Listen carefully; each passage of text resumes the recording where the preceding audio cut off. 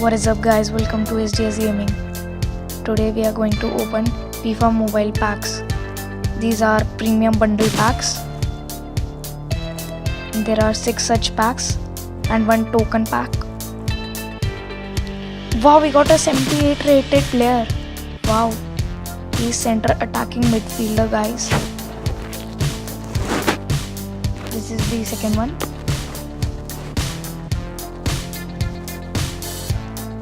Okay, we got 70 rated players. That's not bad. Let's reveal them. Wow, we got a 76 rated player. That's good. Now let's open the fourth one. Wow, we got a goalkeeper guys. I desperately needed a goalkeeper. Now this is the fifth one. Please give me a striker. Wow, we got a striker. He's 76 rated guys. Wonderful. I needed a striker because I wanted to improve my attack.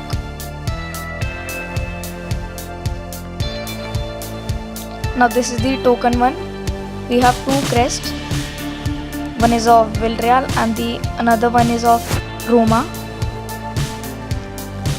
So thank you for watching guys. I hope you enjoyed this video and don't forget to like and subscribe to SDS Gaming. I'll see you next time.